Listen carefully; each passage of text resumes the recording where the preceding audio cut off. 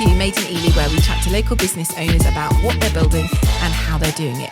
Recorded here at the Ely Work Collective. So today's guest is Jade Raymond, owner and director of PA Answer. Welcome, Jade. Thank you. Lovely to be here. Oh, lovely to have you.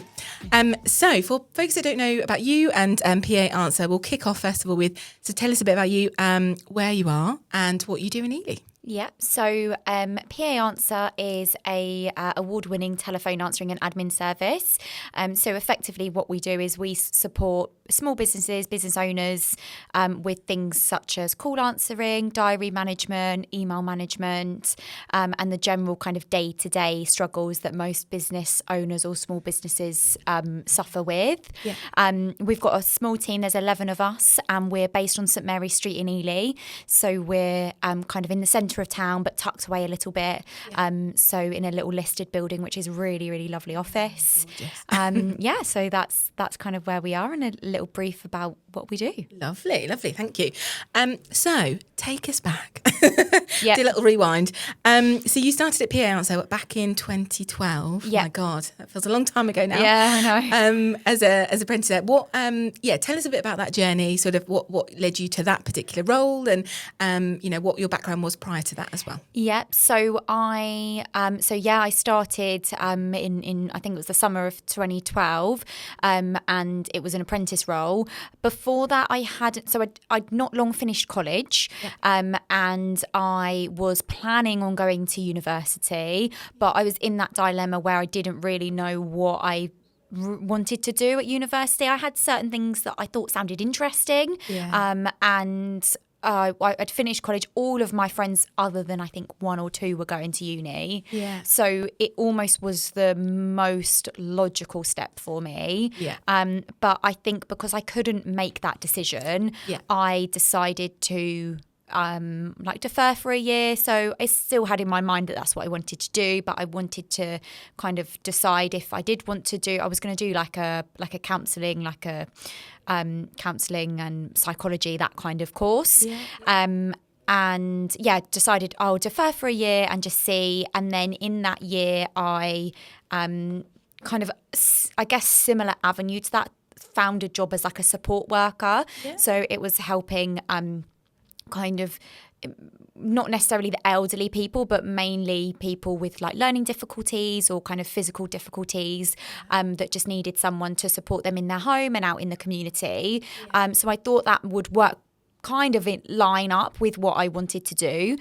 So I found a job doing that and I got accepted, which was amazing. So I started doing that, but the role that I was actually recruited for hadn't started yet. So the contract basically just hadn't arrived and it was going to be a bit of a delay. So in that interim, rather than letting me go or kind of asking me to wait for them, they said, actually, we've got some office admin-y roles that we could have some support with. Would you be interested in doing that a couple of days a week? Yeah. And I was like, yeah, absolutely. I wasn't at college anymore, so I was like, yeah, great. It would do me good to make sure I've got something 3 days a week to go out and work, and also get me kind of in the workplace. I'd done waitressing and stuff before, and I really, really loved that. But I'd not had kind of a 9 to 5 kind of job. And I did that and I actually really, really enjoyed it. So I was working alongside a lady that was doing like risk assessments, emails, phone calls, general kind of admin, putting documents together. And I really enjoyed that. And then when the time came for my support role to start, I was like, oh, actually, hang on a minute. I've really enjoyed doing what I've been doing. Obviously, I wasn't employed to do that. So we parted ways, and that's not long after that I found PA Answer. At the time, I almost felt like maybe I was taking a step back to be an apprentice after I'd finished school, college, and then I'd kind of got a bit of a job. But I'm so glad I took it because it's kind of led me to where I am today. So I joined back then, and then quite quickly was promoted to a manager after maybe 2 years with being with the business, because I took to the role really well and just really enjoyed it. And then in 2017 I think it was, I was promoted to a director. And then in 2020, or just before 2020, I think it was end of 2019, the owner of the business, Chris, came to me saying he wanted to sell the business, and we were able to work out between us that I could take that on, and I bought the business in September 2020. Wow. My goodness, quite a journey. Yeah. Wow, crikey. There's a lot to unpack there. Oh my God. So those very early days, so just taking back, so for folks that I was nodding along when you were saying that about you'll kind of take a bit of a break before, with the whole uni element. And I think there's probably lots of people that maybe that resonates with them that had sort of a similar sort of, I don't know, a bit of a journey, that sort of like squiggly career that's all very topical, isn't it, at the moment to call it that. But at that point, would you, if there's anyone else in that similar situation, would you recommend that to take that time? Obviously things have worked out amazingly for you that led you to kind of where you are now. Do you think that maybe that same thing would have happened if you've gone off to uni and kind of followed a different path? Yeah, so absolutely not. I would definitely not be where I am today had I kind of gone to uni. And, I might have really enjoyed doing that, but who knows? But I just think definitely take your time. Yeah. We're all, like, society rushes us. We need to finish college. We need to know what we want to do. We need to go to university, or we need to get a job in a job that we know we want to do. Yeah. But how do you actually know? You're so young. And I think even like at school, the career opportunities seem quite small. Yeah. And I think as you get older and you experience different workplaces, you can try things out and think, I do or don't like this. Yeah. And then you've got friends that might be, getting involved in, I've got a job doing this. And other things just kind of come into your, aura, I think, and gives you a better idea. But I think, university is obviously amazing, but it's super expensive. It's a big commitment of, 3 to 5 or plus years of your life. And unless it's something you're going to do, you're going to make the most of that, then I do think sit on it and take your time and really think through that decision. Yeah, absolutely. And I think, like you say, that exactly that way that you did as well, in terms of like getting that experience as you go as well. Yeah. I think, whether it's a work placement or however you do it, that then naturally can then lead you to other avenues, like you say, that you would have never realised, by the delay of that first role that you've had, then, sort of naturally pushed you down the more admin side of all of those covering those different areas. And then, hang on a minute, that's actually something that you're really passionate about. You know, sometimes it opens up those doors that you're not even expecting. Yeah. I think that's it can be a really, really good thing for people. Definitely. Yeah. So then you're obviously coming to fast forward to then, building your way up into the business now, and then making the decision to take on buying the business. Yep. My God, that sort of makes me, amazing. Obviously incredible. What was that decision process like? Was it an easy one? Were you terrified? Were you, tell us a bit about that point. So I'm going to say it was kind of an easy decision, but also not at the time. So I guess the owner, Chris, he'd taken a step back. He wasn't in the office most days. I was kind of running everything myself, and I had another director working alongside me at the time, and she was amazing.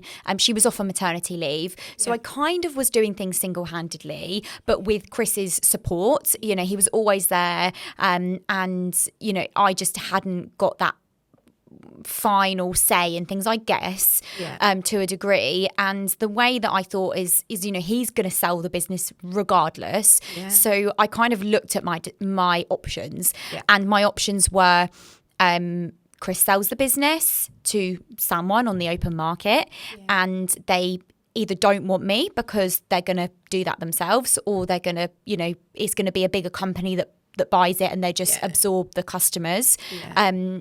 And my team as well, they could be made redundant. If they don't want me, they might not want them. Or someone could buy it and use me as a kind of general office manager, that kind of thing. But I'm then going to be working under someone that I don't know. I've done this for myself in a way for quite a few years, and I know what I'm doing. The customers all have a relationship with me. What would they be like? Would they dictate to me things that I can and can't do?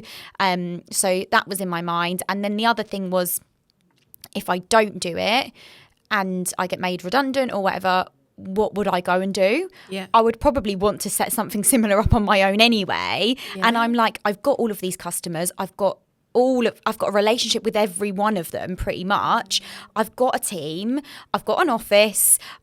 it's set up. Everything's set up. So why not take the plunge and just give it a go? Obviously it was very scary. I've had multiple conversations with my husband, Elliot, who's my now husband, wasn't at the time, and he is the kind of risk adverse warrior in the relationship, and even he was like, it kind of seems like you should do this. And I think for me that was like, okay, well, if he thinks that, then I should do it. No brainer. Yeah. That's good. And like I say, having that support network around you then of people kind of being like, let's go through these, all the kind of pluses and minuses and everything like that of it. And then, but also somebody, I guess, is being a bit of a critical friend as well. Yeah. So someone that's not just going, of course you should just go for it. Sort of who cares type of thing, actually having somebody there that's maybe going to think about some of the other things you don't think about as well. Absolutely, like the financial commitment, the legal commitment, all of that. It's a big thing, but actually, weighing it all up and looking at it as a whole, rather than just, that sounds really scary, I don't think I'm going to do that. Having a bit of faith and going, I can do that. Absolutely, no, definitely. Oh no, amazing. Is there anything, I guess, the current Jade, or if you could advise somebody now that maybe is in a similar situation, that now that you wish you'd have known at that point? So when you're making that decision, or at that stage, is there anything you wish you'd have known at that point? I think maybe just trust your intuition. I think it's quite, we can overthink a lot of things ourselves and kind of scare ourselves out of things and say, how am I going to run, how am I going to own a business? I was young. I was, I think, 25, 26. And I was like, it's a big commitment. But I think just trust that you can do things, and things aren't as scary as they seem. Take it kind of step by step. I was great because I had a support network around me, and also at the time Chris stayed on as part of the business for a while as like a mentor business advisor, that kind of thing. So also that helped me no end, because I thought, well, my relationship with him doesn't end here. I've got him for support if I need him as the years go on, until I feel 100% comfortable to say we're good here. And that really did help me. And just having the right people around you and knowing your strengths and where you need to seek support and advice from other professionals. You can't do everything yourself. Yeah, absolutely. I think that's a really good point. As something that James and I are certainly have learned, I hope, here as well, is that, you sometimes that overwhelm of, like you say, when you're taking on your, the owner, you feel like you have to wear every hat and you should know everything. And yes, there are some obviously clear fundamentals, depending what business you are, that you need to know and you should hope coming into that business.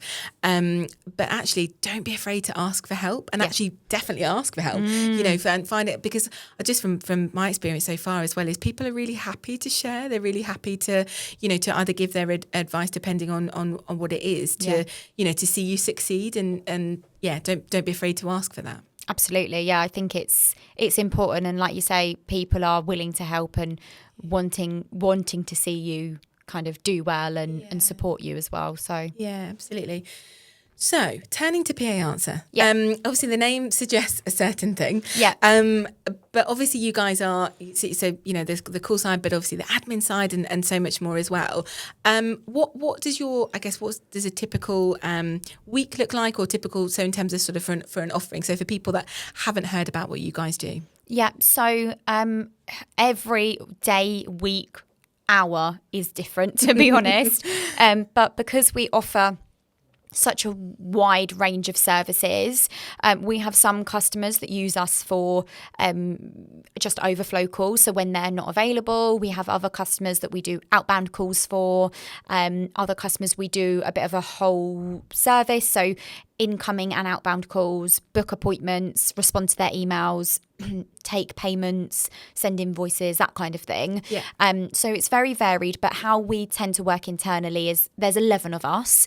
So each team member has obviously strengths and weaknesses. So we tend to allocate their customers depending on their strengths and weakness. With our telephone customers, most of our team can do all of that for cover, for holiday, sickness, lunches, that kind of thing. Yeah. But the more in-depth, like admin, outbound calls, emails, we have a small team. So you could have 2, you could have 3 receptionists that handle your account. Yeah. And depending on the tasks that need completing, they would have that allocated time in the day to complete your tasks. And then like catch ups with the customers as well. So we kind of split our day in, I guess, we know what customers need doing. We know what each customer we've got. We know what needs slotting into each day. And then we allocate the day depending on who we've got in, what tasks need completing. And, if we need extra support, then like myself, Bethany, my office manager, and Kez, my team leader, we will also support the team with either the phones or any admin work that needs completing. Yeah, amazing.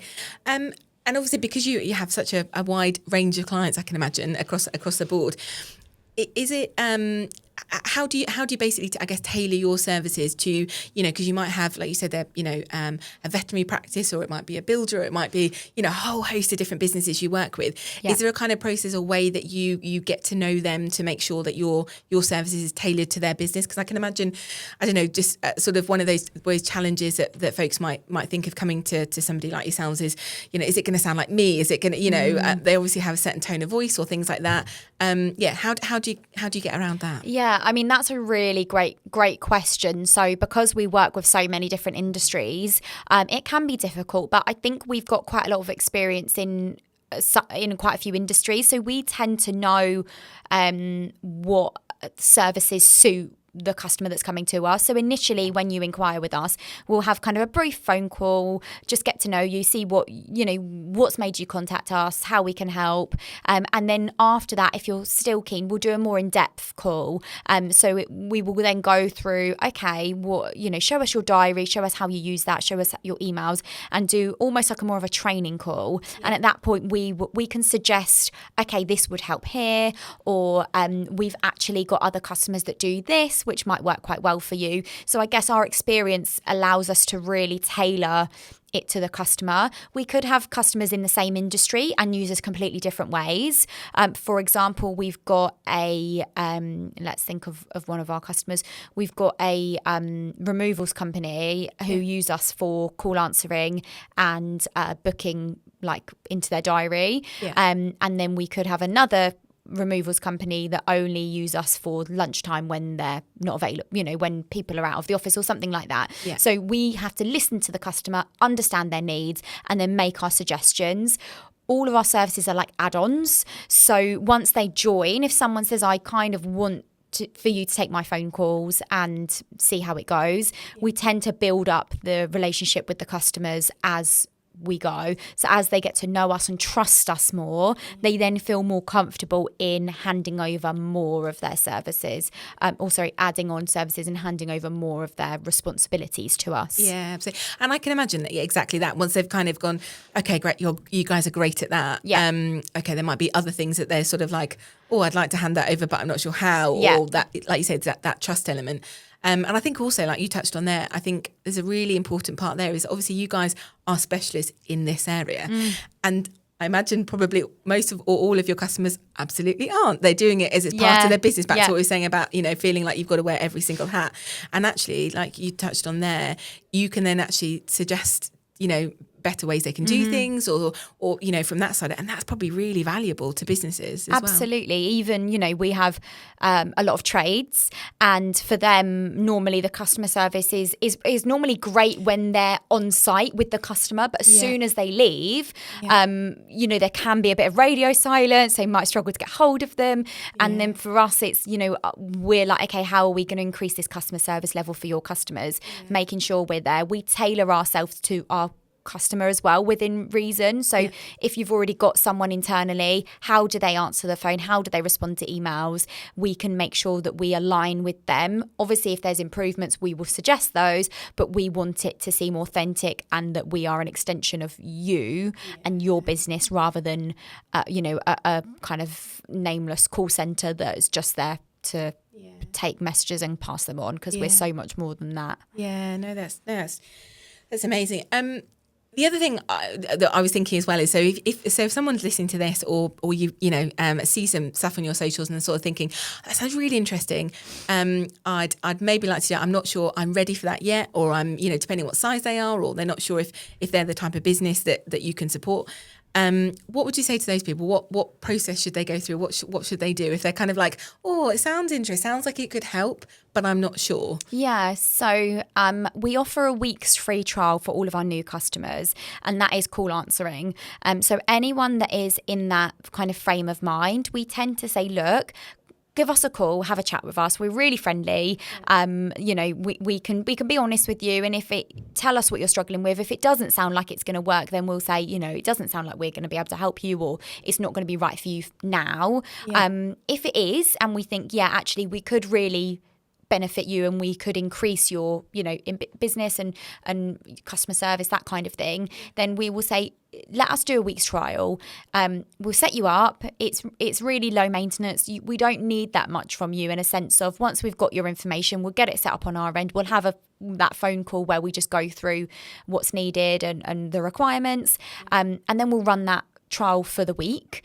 And it's no obligation, so we catch up during the week. And at the end of the week, we tell you how many calls we've taken and what kind of feedback we've got. You can tell us how you've found it, and you can decide whether you want to continue or not. And if you do, it's monthly rolling. And if you don't, it's no obligation. So you can say, I've enjoyed it. However, I don't think it's quite right for me. Yeah. That's amazing. So it gives people that way of being able to kind of say, let's try it, let's see. Yeah. But it's not a huge amount of work for them to do up front. Exactly. And just see, and like you say, you can get those metrics back. They can really see what difference it's making to their business exactly. as well. And we can, at that point as well, we suggest what package is best for them. Yeah. So once we've had their calls for a week, some customers really over-exaggerate their call volume, others really under-exaggerate. So until we have that week, it's hard for us to know definitely. So we like to do that as well, to give them, we need to make sure you're on the right package when you do join us. No, absolutely. I think that's great. Thinking about advice, so for folks that are, obviously you're dealing with a lot of calls and things like that, you're also dealing with a lot of businesses from that side in terms of that come to you, dealing with their kind of pain points. What are the biggest, I guess, mistakes that you see businesses making? So when you kind of step in to support them, are there any things trends or things that stick out to you that people mostly are suffering? Yeah, so I think one main thing is the missing of the phone call. So, I guess a lot of customers come to us because they are aware that they're missing calls. Yeah. And that's kind of a huge amount of lost business and lost trust in your brand. Yeah. Even if it's not a new customer or someone wanting to do business with you, if it's an existing customer trying to get through and they just can't, they're going to lose a bit of faith in you. Yeah. If it's a new customer wanting to do business, it's something like 73% of callers, or not even callers, 73% of customers will do business with the first company that they actually physically speak to. Gosh. So nowadays, everyone wants things instantly. You could ring up a plumber and have a list of 5 recommendations. Now, if number 1 doesn't answer, you're not going to wait. You're going to ring number 2. And if number 2 answers or gets back to your email or whatever, or WhatsApp, whatever method of contact you are using, gets back to you straight away, you're like 73% more likely to do business with them. Yeah. So it's really imperative to kind of make sure that you're responsive to your customers. And that is exactly what we do. And I think just not trying to do everything yourself, focus on what you're good at. Within your business, what earns you money, and pay other people to do things that they are good at doing while you can do the things that you are good at doing, because you will make more money and your business will be more effective because everyone is kind of an expert in their field, rather than going, my PA can do our accounts. If that's not what they're trained in, they're probably going to make some mistakes, and it's probably going to cost you money, and it's probably not the most cost effective thing to do. Get someone trained in that area to do that for you. And also I think as well, there's that time element, isn't there, as well? If you're getting somebody to do, like you said, that, that example there, or, any of the like sort of an admin element that isn't their day job, that isn't, like you say, they're not a specialist necessarily in that area, it might take them twice as long, and like you say, all of the other mistakes and things that kind of come along with it, which ultimately is costing you more money as well, absolutely. From that kind of side. Even things like calling, chasing up customers' quotes. We've got customers that just put that on the back burner and they never get around to doing it, and they say, I lose the motivation, or when I do it, it takes me ages. We can call about 30 people in an hour. So, give us your list and we will get 30 people called in that hour, because that's what we're good at doing. Absolutely. And you're going to pay us for that, but you're only going to pay us for an hour. With you, it could take you 3 hours. So is that worth 3 hours of your time? Absolutely. And just headspace, kind of, if it's a job that you perhaps dread. Kind of like psyching yourself up to getting into that point as well. And I think there's something as well you touched on there a little bit as well about that trust element. I think in this day and age as well, God, I sound really old now, day and age. But I think where everything is going online, everything is automated. There's a lot of, and don't get me wrong, I'm a big advocate for that in the right place. There's a lot of, bots and different things like that when you're trying to speak to somebody. I think actually there's a really good opportunity for businesses, especially local businesses, to stand out and be like, we want to take your call, we want to have a chat with you, know, and actually have, be open and honest about that. I think that's the really, something that could be a real sort of USP for some businesses. Obviously I'm going to agree, because that's my industry. But I think we work with so many industries that the human element is so important. Veterinary practices, medical consultants. Sometimes we have a little old lady on the phone and we're the only person she has spoken to that day, and she wants to have a bit of a natter with us.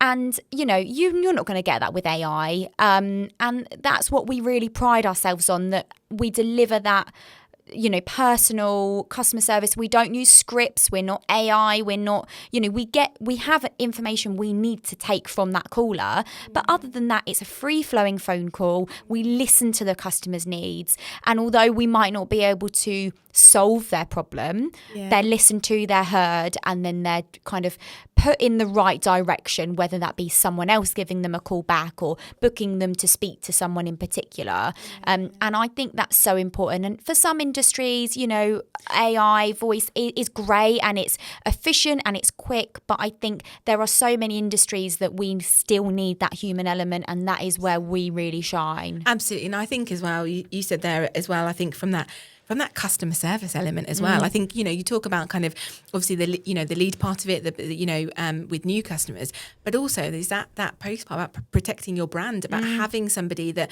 if people have got a question or, something they want to follow, or God forbid, they want to refer someone else to you and they want to have a chat about how to do that, or there's all these different things, isn't there? And to not have a way of them able, if they just want to pick up the phone and do that, I think is it's a real missed opportunity, isn't it, for some businesses? Yeah, lovely. So, Ely. Obviously, we are on the Made in Ely podcast. Yes. You guys, when you have been in Ely, ever since the business was set up here. Yeah. Was that an easy decision for you to stay in Ely, wanting the business to be based here? Was that something really important to you? Yeah, I think it was, So we are still in the same office that I took on.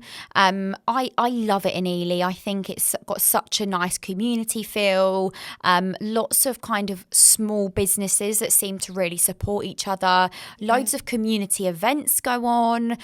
Everyone's super friendly, and all of my team are all local. Quite a few from Ely. Surrounding areas, and I think it's important for us to keep that, and our office is lovely where it is, but I think the community in Ely is lovely, and you tend to get a lot of support from other local businesses, which I really I really do like that. Yeah, absolutely. And I think also, especially as well, if some of, like you say, some of the businesses you're supporting are based in Ely, Yeah.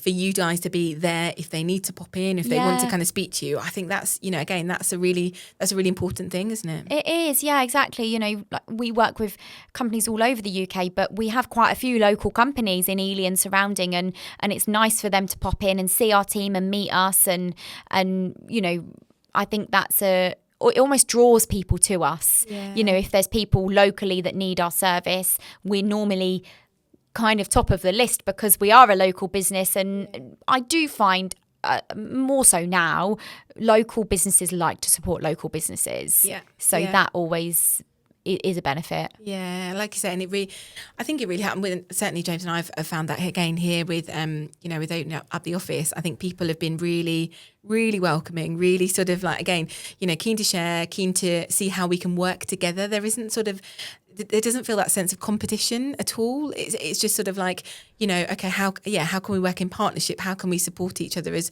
local business? You're going through sort of similar challenges. Yeah. I think that's, it's really rare. It's really lovely to have that kind of feeling, isn't it, in a community? Yeah, I think so. Yeah, lovely. So I just want to touch on a bit of the business side of things. Yeah. Obviously, when you took over, like you say, you were already, sort of running it from that sort of side of things as well. So, you've got your team there.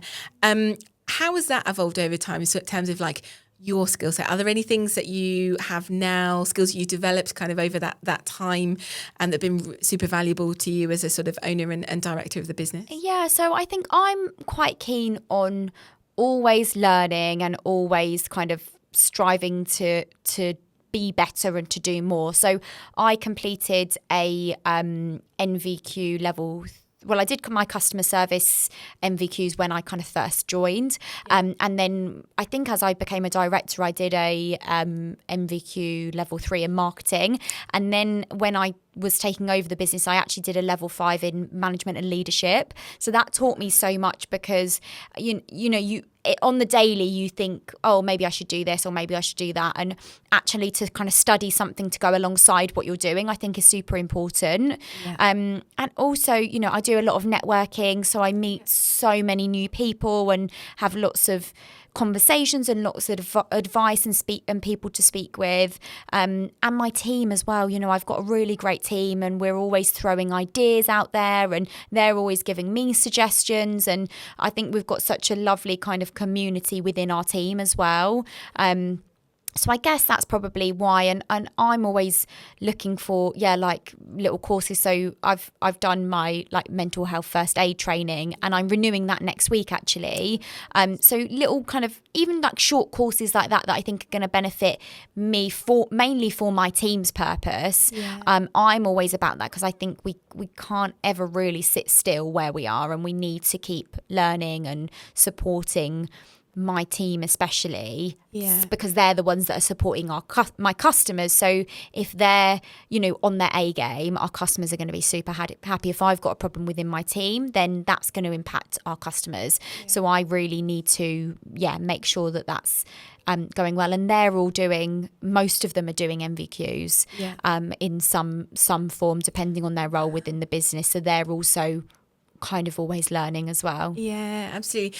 And you mentioned it there as well about the team. Obviously for you guys, the team is so amimportant. I mean, it's in any business, but I think especially given the type of things that you guys do, has that been a challenge when it's come to recruitment? Obviously you have you're looking for a certain type of person, I guess, to do the sort of role that you guys do. Has that been challenging at times? Yeah.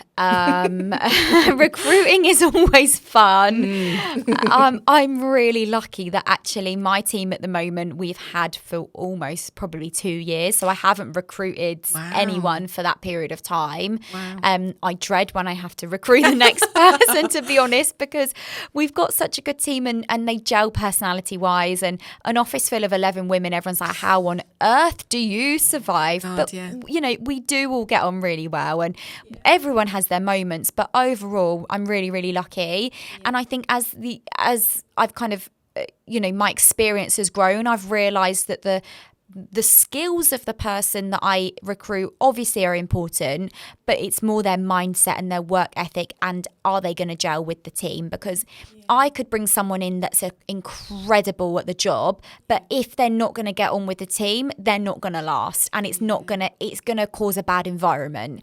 And I can't afford for that to happen. So I really take their opinion into consideration, and we do kind of trial periods for anyone we interview to get them to pick up the phone and see how they even just interact with the other team members, because that's so important. And also the amount of people that I've had come to an interview, and when I say, would you like to come back for a trial, we're interested, we think you'd be great, and they're just petrified of picking up the phone. It's kind of a fundamental thing you need in your role. Yeah. And I'm like, okay, well, that wouldn't last very long, would it? No. So, I think it's for me, recruiting is important. Interviews are important, but I speak to them on the phone first. That's number one. Are they good on the phone? Are they, have they got a bit of kind of charisma about them?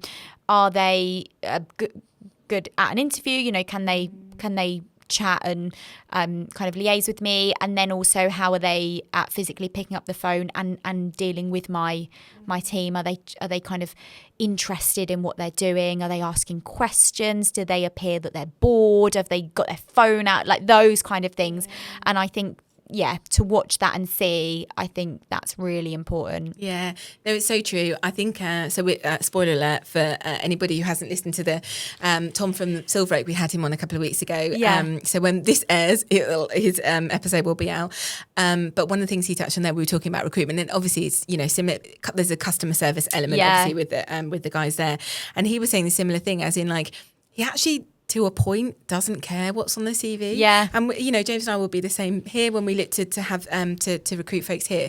It's, like you say, it's so true. It's about the drive that they have. Do they want that role? What are they bringing to the table in terms of those, the kind of some of those fundamental skills you can teach, can't you? It's the personality, it's the the other things that sort of the intangibles, I guess, that they're bringing to the table. That's what people need to bring. Like 100%. I think we train everyone in-house anyway. As long as you can write, as long as you can talk, as long as you can put an email together, if you've got that ambition, that drive and that personality, you'll be great. If you don't want to speak to people on the phone, and you don't want to go out of your way to help customers, and you're not going to turn up to work every day, then your CV could be the best CV that I've ever seen, but you're not going to suit the role. No, and absolutely. I 100% agree with that. I think the person and their personality and their ambitions are more important most of the time for our role.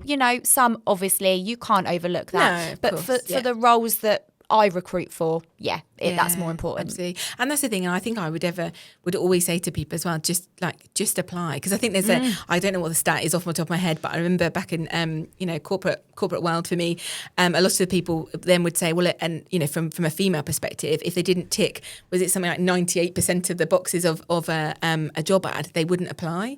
Whereas male, it was sort of the opposite way. They might go, do you know what, I'll, no shade, but, absolutely. Give that a go. Yeah, exactly. And I just think it's so crazy, because like you say, actually, a CV it's not everything, so it's just like for those people that, just give it a try, because you don't know, do you? You don't know what you might bring to the table that, you might see in them that you're willing to take that chance on them. Yeah, absolutely. And even just a gap in the team, all of my team all have different skills and different responsibilities, and if I'm kind of missing almost, I've got maybe a couple of people that can do that, but I'm missing that from someone else. If you've got that, then you could go to the top of my list if that's an area that I'm actually wanting a bit of support in. Yeah, so absolutely.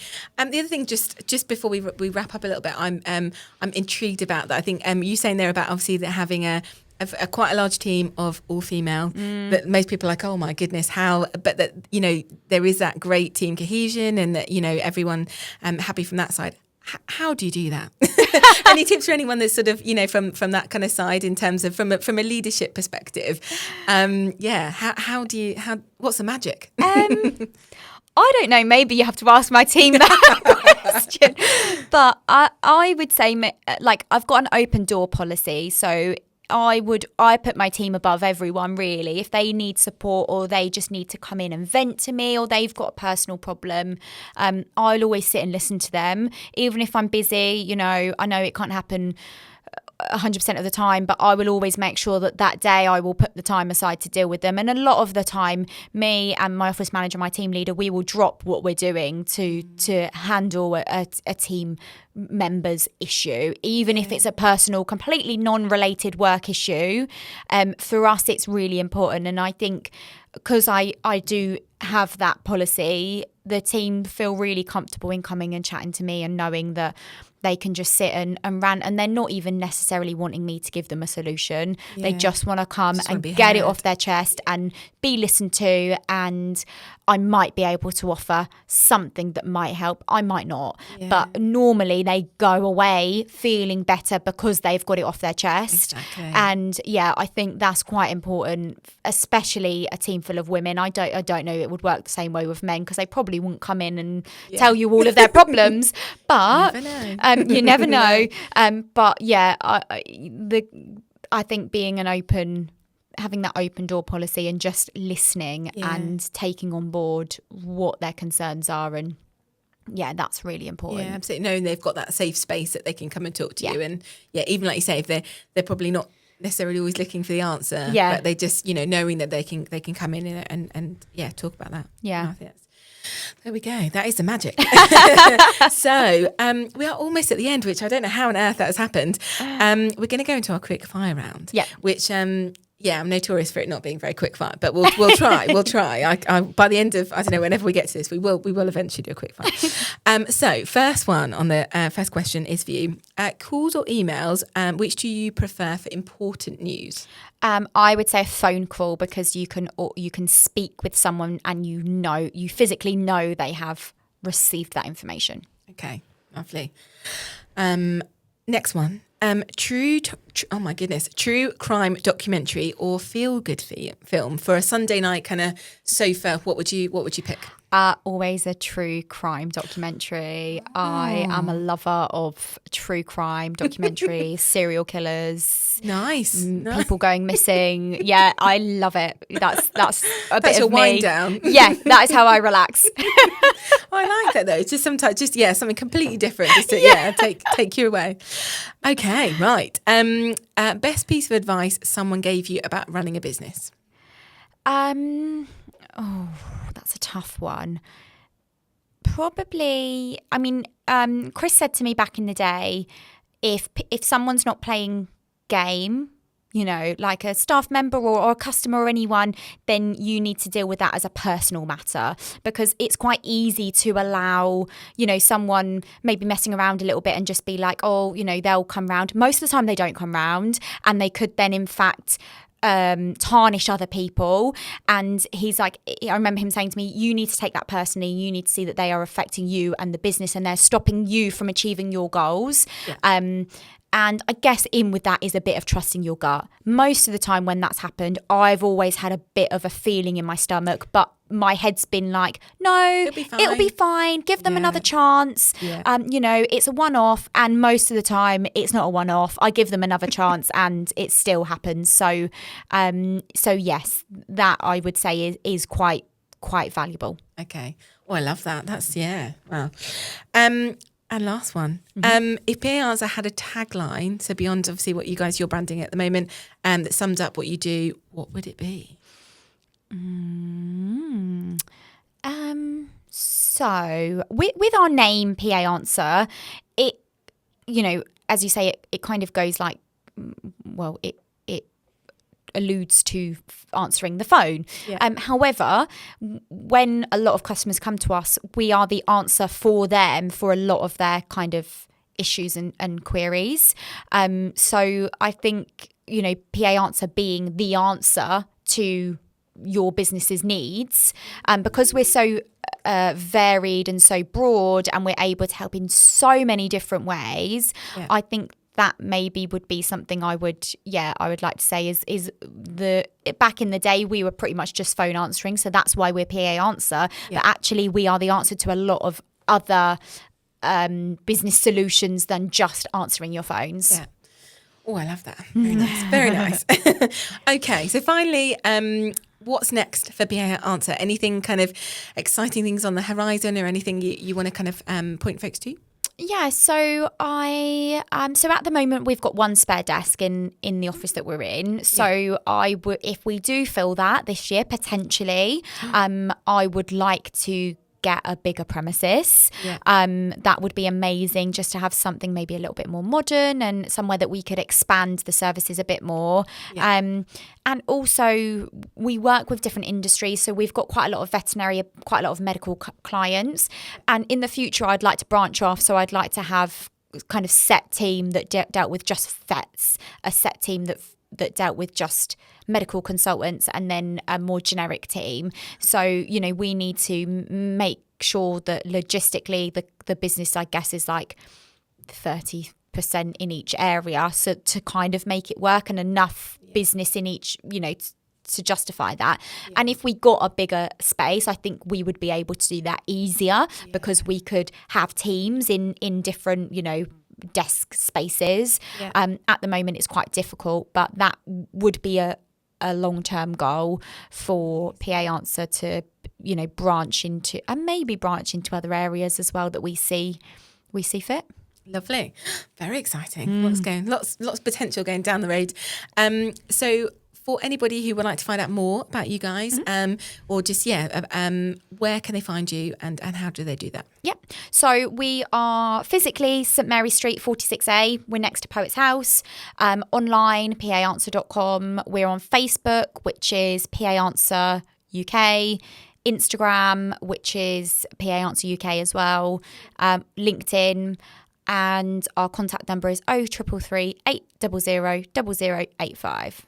Love that. Just off the cuff. It's very, like you say, you probably say that I say that a lot. Yeah. So get in touch. As I said, we're very friendly, so we'd love to hear from anyone that's curious, I guess. Yeah, sounds amazing. Lovely. Well, thank you so much, Jade, for coming in. And like I say, I can attest that you are wonderful. So I think anyone that's, like say, on the fence a little bit, just have a conversation with you guys and see how you can help. And thank you so much for coming in. Thank you. It's been lovely. Lovely. Thanks, Jade.